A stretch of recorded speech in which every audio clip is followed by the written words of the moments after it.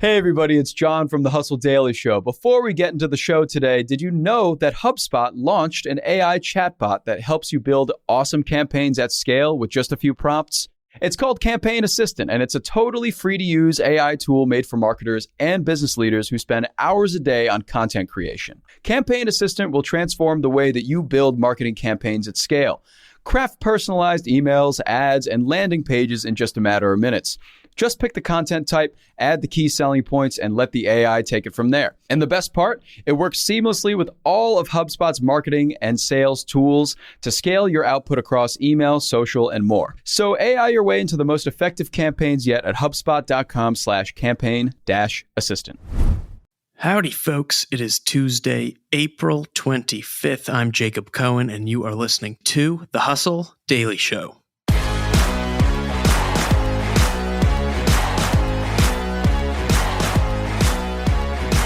Today we're talking about a major soda rivalry. No, it is not Pepsi versus Coke, and no, it's not even Coke versus Sprite. What we are talking about today is Sprite versus Starry. Yeah, you may not have heard of that one.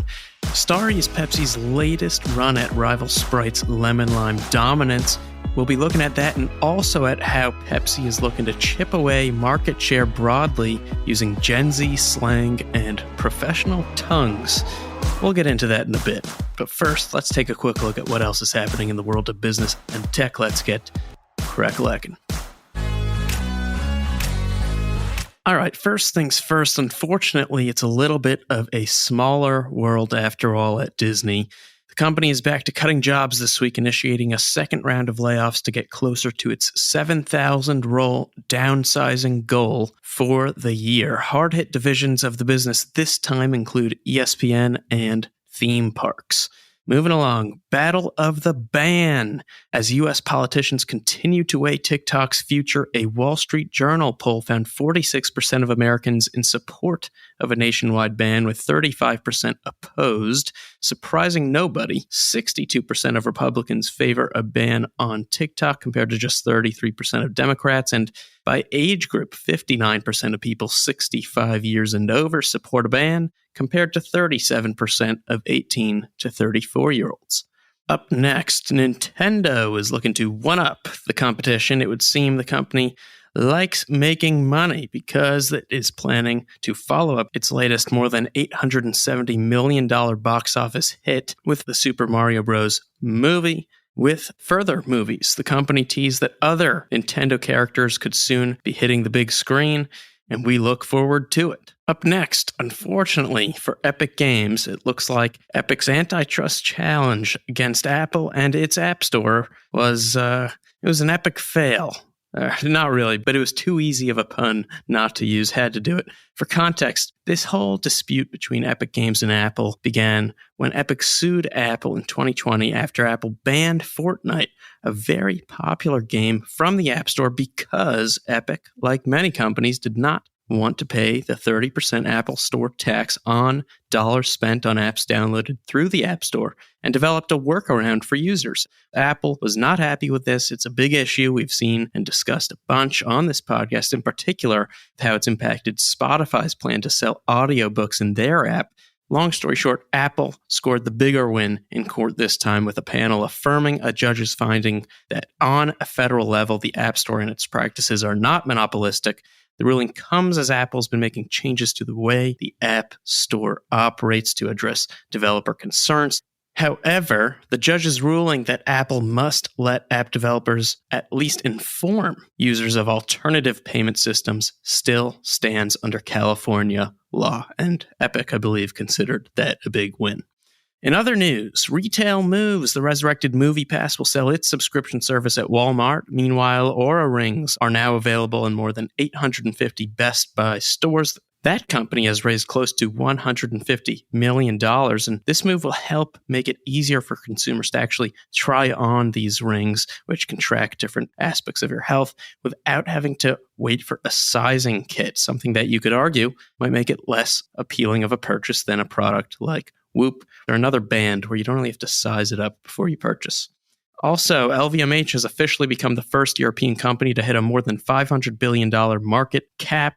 Shares soared following a 17% increase in first quarter sales, reaching a record high on Monday. We've also got the follow-up of an NFT scandal in the news. Nathaniel Chastain, a former OpenSea employee accused of insider trading, headed to trial yesterday. It's the first such case involving NFTs. And last but not least, we've got a case of sole custody. A copyright violation trial kicked off yesterday, pitting Ed Sheeran against the estate of Marvin Gaye's writing partner. Our thoughts go out to whoever pulled jury duty and will now hear Sheeran's thinking out loud and Gaye's let's get it on over and over and over and over again all week long. If you like those songs, good for you. Otherwise, our thoughts are with you. All right, and with that, let's get to the main story. So like I said at the beginning, Pepsi is looking to chip away market share using things like Gen Z slang and professional tongues, I believe is what I said. So let's get into this story. So PepsiCo CEO can speak English, Spanish, French, German, Greek, and Catalan, but it's his brand's familiarity, it seems, potentially with Gen Z colloquialisms, that may actually be the thing that leave the competition ghosted. So at a time when soda consumption is declining, it's down 12% in the last decade, according to Bloomberg, Pepsi's latest big-name lemon lime soda release promises to, quote-unquote, hit different. That's Gen Z slang for the uninitiated. It's called Starry. It was launched in January. And according to marketing materials, it's an optimistic soda for an optimistic generation. So it says. Now, I'm not sure the data fully supports the Gen Z being optimists thing, but we'll go with it for now. Now, here's why this is an interesting soda. So, following in the footsteps of Sierra Mist, Slice, Team, and others that go decades back, Starry is Pepsi's latest in a long line of lemon lime liquids. Now, Pepsi's goal here with Starry is to hit Sprite where Sierra missed and evaporate some of Sprite's 73% market share of the lemon lime soda space by entering the market, especially with a pop. For instance, Starry is already the official soft drink of the NBA and WNBA. Now, the Coca-Cola company has long been the lemon lime king, with Coke and Sprite holding a very high Gen Z favorability score, according to Morning Consult, as well as the endorsement of the literal king, LeBron James himself. So despite its flashy entrance to the market, PepsiCo has a long way to go. Yesterday, Coke reported global sales rose 5% in Q1 to almost $11 billion, beating expectations. So, like I said, long way to go, but with Gen Z, word travels fast, and targeting the generation with a soda, you never know. With Gen Z, you never know. Now, on Pepsi's snack front, I'd say it's more of a when it ain't broke, don't fix it kind of situation here. So, unlike things like kombucha and hummus, Pepsi sees humanity eating potato chips so long as the sun rises and sets. And it's leaning in to what you might call its junk food brands. More, it appears, than its more health food brands. But to keep up with health trends, though, it's now focused on making its unhealthy options at least a little less bad for you. And it's doing that by paying a team of highly trained operatives $20 an hour to help taste test less salty and sugary snacks and drinks, according to an interesting piece from the Wall Street Journal. Now, these testers are reportedly not supposed to say things like or but rather judge foods on flavor notes like earthy, cardboardy, and I'm not really sure what this one means, but painty. So if anyone listening to this knows what a painty potato chip tastes like, please let us know.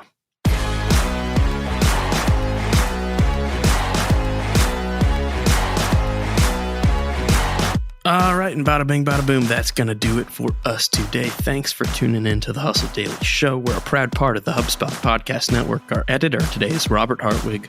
Our executive producer is Darren Clarke. We've got a lot more tech and business coverage in our newsletter, which you can and should sign up for at thehustle.co/email. Hope you have a terrific Tuesday.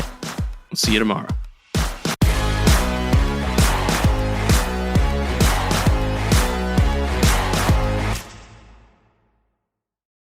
Hey guys, if you listen to the Hustle Daily Show on Google Podcasts, we want to let you know that the option will no longer be available pretty soon. Google is sunsetting its podcast app sometime in early 2024 in favor of YouTube Music, and we want to give you a heads up before it's too late, since that time's almost here. The Hustle Daily Show is available everywhere and anywhere that you listen to podcasts, like Apple Podcasts and Spotify. If you're using YouTube Music, we are there as well. If you're an Android fan, there are plenty of apps like Overcast, Pocket Casts, Player FM, and more. So just search for us wherever you decide to listen to your favorite podcasts.